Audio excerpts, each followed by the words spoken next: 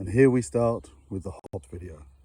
Standing by the old bench that certainly needs a little bit of repair as we start to get these plants back into a good condition, ready for the harvest sometime towards the end of August, September over here. I used to have a beautiful hop plant sticks. Look at these great big poles. There was about a dozen or so of those that used to run down this section with all the wires over the top and everything. But here, up in the mountains, you get an awful lot of wind, and during the afternoons and evenings, it gets very strong, especially during October, September, and the poles broke. We lost a lot. It all came crashing down, apart from this fella here. This was the last one, standing still strong up into the sky, 4 meters into the sky. So what I've been doing now is using bamboo, which does grow quite a lot around here. I know we're in Italy, we're not in China, but yeah, you get a lot of bamboo around here as well. I presume you do in most places too.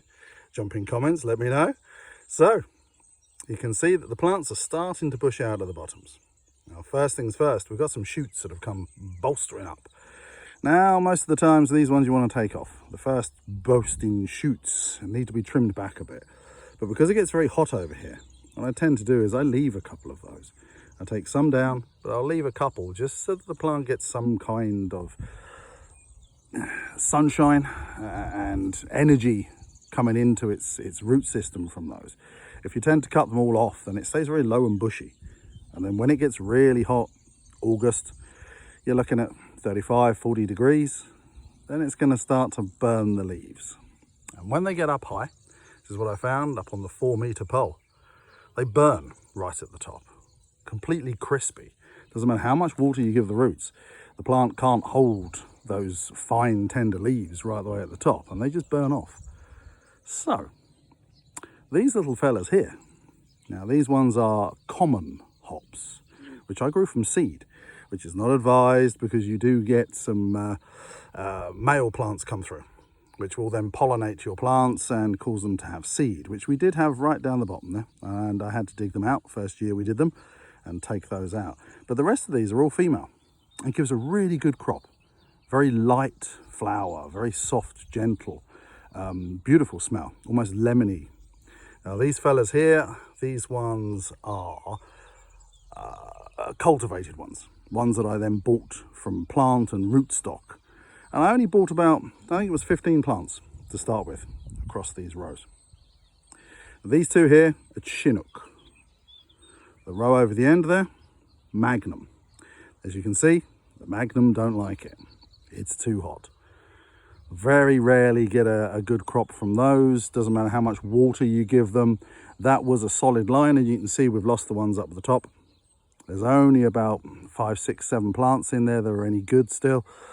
So what I'll be doing is I'll be taking some of the rootstock out and replanting, which is what I did on these ones. I just took a little bit of the rootstock out and used that then as another plant and extended these lines all the way down there to the field at the bottom, where you can see the crop growing across the side. So that's where we are now. So it's going to be a tidy up, get rid of some of the weeds, tidy up these plants, pull out the big weeds from the bottoms so they're not competing with anything. They've got a good height coming up on some of these, on these bamboos, but again the bamboo is quite old, so that'll probably have to be changed as well, and get some new bamboo, cut some down, come and bring it in and shore these up, give them a bit more strength so they don't just get blown over later on in the year. But we'll harvest these end of August, September, which is a little bit early for the usual Northern European crops. So it tends to kind of fruit, and you've got to get it off the plant quite quickly. Again, it dries and it cooks and it just burns onto the plant. But I normally get enough to go into my beer, which I make, and I can go through that process at some point. I'll be showing you videos on that as well, on the beer making. And we get some nice IPA. That's the ones I like: IPA, APA, Australian Pale Ale, Indian Pale Ale, that really light kind of soft beer, but with a really strong hoppy flavour. Try to use as much of these hops as we can. Normally when it comes around to harvest, and again videos later in the year with the harvesting, I tend to pick these and then lay them out on large racks of fine net, and I'll put them up into a dark place and dry them within 24 hours of picking. That's the recommended thing to do with them. so that you keep the flavors and you keep the smell and the strength and the oils and things inside that dried plant. And then what I do is I vacuum pack them. Now from there you can freeze them, which will keep them then in a reasonable condition for a while. Certainly vacuum packing them lasts for a little while, but they do still then dry out inside the packaging and you lose a lot of the flavor. So you do tend to have to be careful and use them quickly. So the fresh ones, make the beer, get it done, get that hoppiness into the beer. So this is what we're going to be working on this morning. I'll do a couple of hours down here, tidying up and just sorting out these big lines of green mulch on the ground there. Most of that is plant, not hop. You can see down the bottom. I'll move slightly further in. Excuse the camera work on the telephone here. And there we go. You can see the actual plant itself down at the bottom. You can see it coming up there. No flowers as yet. Those will come slightly later. So we're only in June at the moment, early June. So a good couple of months yet for these to then start flowering and coming up in their buds. Beautiful buds on the Chinook. Really nice, quite small, firm. Obviously the Magnum, hence the name. Large, long buds, very large. Can be as long as your finger. Huge, great things. But we don't get those. Never managed to get them that long, even with lots of fertilizer put into the ground as well. Natural fertilizers, obviously organic farm here. Everything is organic. So we use natural fertilizers on those, chicken manures, rabbits, anything I can get, and just turn into a mulch and put it into the soil. Still didn't help. Didn't help at all. I had an irrigation system down here for a couple of years to try and get some water down into these plants. Again, it didn't make a lot of difference. Not a huge amount of difference to the quantity of hops that you were getting. So an awful lot of work for not a lot of return. So the irrigation ended up coming out. And if it becomes really dry, then I'll just run a hose down and just give them a little squirt for a couple of weeks during the hot season. But by then, they're normally so well established.